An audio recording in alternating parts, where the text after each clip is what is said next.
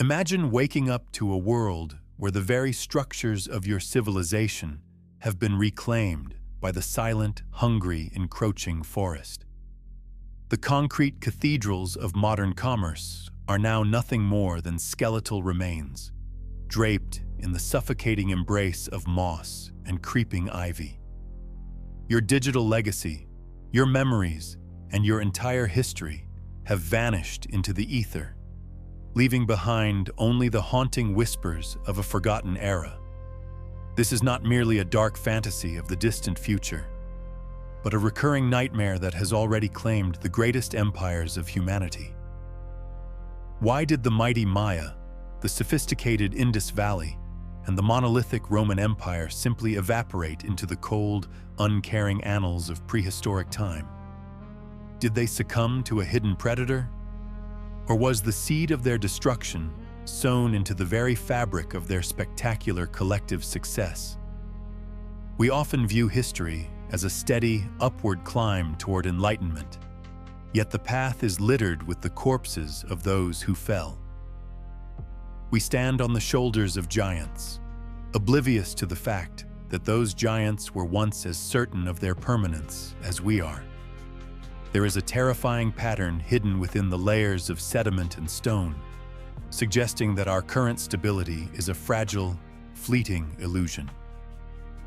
If the most advanced civilizations of the past could vanish overnight, what makes us believe that our digital empire is any more resilient? The silence of the past is not an absence of sound, but a warning screaming across the millennia for someone to finally listen. To understand our potential demise, we must first dissect the anatomy of the collapses that defined the world long before our arrival. Chapter 1: The Known Facts, where the physical world turns against the architects of society with a brutal and uncompromising ecological indifference. For the Sumerians, the cradle of civilization became a salt-choked grave as their irrigation systems slowly poisoned the very soil that fed them.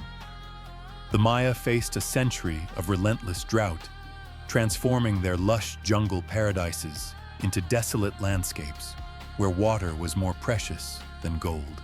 Volcanic winters have repeatedly plunged the earth into darkness, starving empires that had spent centuries mastering the art of high-yield agricultural production. Resource depletion is the most common executioner, a slow and agonizing process where the environment simply stops supporting the burden of humanity. When the forests were cleared and the topsoil washed away, the infrastructure of the ancients became a hollow shell of its former glory. War and invasion are often cited as the primary causes, yet they are frequently just the final blows to an already dying organism. But here's where it gets even stranger, as we move beyond the physical and into the dark psychology of societal collapse. Chapter 2: The Twist, exploring why increased complexity eventually becomes a terminal illness for every civilization that reaches a certain height. Anthropologist Joseph Tainter suggested that societies collapse because they reach a point of diminishing returns on their investments in social complexity. Every problem solved requires a new layer of bureaucracy, a new tax, and a more intricate system that demands more energy to maintain. Eventually, the cost of simply keeping the lights on exceeds the benefits that the civilization provides to its citizens, leading to entropy. People stop believing in the system, the central authority fractures, and the once mighty empire dissolves into smaller, more manageable, but primitive fragments. This is the complexity trap, a paradox where the very tools used to build a civilization become the heavy chains that drag it down. Our modern world is the most complex system ever devised, held together by a fragile web of logistics, electricity, and digital trust. If the power were to fail for a single month, would we have the collective knowledge to survive, or would we simply perish? We are specialized to the point of helplessness, dependent on a machine that no single human being truly understands or can fix. But here's where it gets even stranger, as we venture into the territory of theories that challenge our understanding of time. Chapter 3. The Radical Theory, questioning if civilizations ever truly die, or if they simply shift into a state we cannot perceive. Some theorists suggest that history is not linear, but cyclical, and that we have reached this peak of technological advancement many times. Perhaps the sea people who destroyed the Bronze Age were not invaders, but refugees from a previous collapse that we have entirely forgotten. Evidence of out-of-place artifacts hints at a level of precision engineering in ancient stone that defies our current understanding of primitive tools. Could information decay be the ultimate killer, where the knowledge of how to maintain a high-tech world simply rots away over generations? We are losing our ability to read the languages of the past, just as we may lose the ability to read our own. Our current storage methods, hard drives and cloud servers, have a shorter lifespan than a simple clay tablet baked in the Mesopotamian sun. This leads to the Great Filter Theory, the idea that every intelligent species hits a wall that it simply cannot climb over. Is the destruction of civilization an inevitability of the laws of physics, a necessary correction in the entropic march of the universe? We find ourselves at a crossroads, staring into the abyss of our own creation, wondering if we are the exception or the rule. The philosophical pivot. In the grand, cosmic theater of time, what does it truly mean to be a successful and enduring civilization? We obsess over growth, power, and the accumulation of data, yet we ignore the quiet, persistent erosion of our own human essence. If we were to vanish tomorrow, would the universe even notice the absence of our noise, our wars, and our desperate ambitions? Perhaps the true destruction of a civilization happens long before the buildings fall, when it loses its sense of wonder and purpose. We are biological entities trying to live in a digital cage, struggling to find meaning in a world that prioritizes efficiency over soul.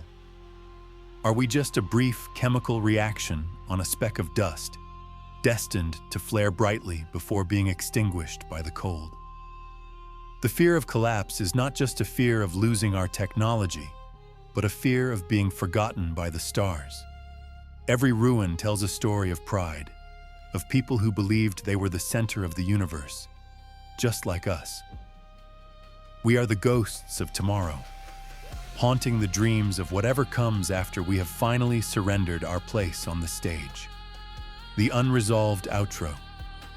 The question remains, hanging in the cold air like the dust of 1,000 fallen empires, waiting for an answer. Perhaps the thing that destroys civilizations is not climate, nor war, nor complexity, but the simple, inevitable passage of time itself. Does the universe demand that we fall, so that something new and perhaps more worthy can rise from our ashes? We are the architects of our own oblivion, building monuments to a future that we may never be allowed to inhabit. Look closely at the ruins around you, for they are not just relics of the past, but mirrors of our destiny. When the last light of our civilization flickers out, what will be the very last word ever spoken by a human? The earth does not care for our stories, our names, or the borders we drew with so much blood and passion. We are a whisper in a storm of silence, a momentary spark in an infinite and beautiful darkness that remembers nothing. The ruins are waiting for us, patient and silent, knowing that eventually, everything returns to the dust from which it came. What if the end has already begun, and we are simply too busy building our towers to notice the foundations crumbling? Sleep well, knowing that the stars will still be there long after the memory of your world has finally faded. Our progress is a thin veil over a deep well of entropy that waits for the right moment to reclaim us. Every empire thinks it is the final chapter of history, Yet history is a book with no end and many beginnings. We search for external enemies to blame for our decline, while the real destroyer sits comfortably inside our own restless minds. The patterns of collapse are written in the stars, in the soil, and in the very blood that pumps through our hearts. Technology is not our savior. It is merely a more sophisticated way to accelerate the inevitable friction of our societal existence. We are walking into a future that has already happened, repeating the mistakes of ghosts we have long since forgotten. Power is a transient gift, loaned to us by a universe that eventually demands its payment in full, with interest. We are drifting on an ocean of uncertainty, clinging to the wreckage of our certainty as the storm begins to break. Time is the ultimate predator, and we are its most intricate and delicious prey, seasoned with the spices of our pride. The end of the world will not be a bang, but a quiet, rhythmic clicking of a clock that finally runs out. We build our cities on the graves of those who thought they were eternal, and we are no different from them. Nature always wins the long game, waiting with infinite patience for the machines to stop and the smoke to clear. What lies dormant in the ruins of the past may be the very thing that wakes to end our collective future. We are searching for answers in the light, while the truth is hidden in the shadows where we refuse to look. Our civilization is a flickering flame in a cosmic hurricane, desperate to stay alive for just one more fleeting second. The universe is watching us, not with judgment, but with the cold curiosity of a scientist observing a dying star. Our knowledge is a fragile bridge over a river of fire, and the wood is starting to creak and groan. We are trying to preserve our memories in machines that will eventually turn to rust and dust, just like us. Every word we write is an attempt to defy the silence that will eventually swallow our entire species and history. The ruins of our future are already waiting for us on planets we have not yet even dared to name. We are the dreamers of a dream that is slowly turning into a nightmare, and there is no way to wake up. To survive, we must learn to be small again, to live in harmony with the darkness that we currently fight. The window of our opportunity is closing, and the shadows are growing longer with every passing second of our lives. The stage is set for the final act, and we are the actors who have forgotten their last remaining lines. Look into the abyss, and you will see that the abyss is not empty.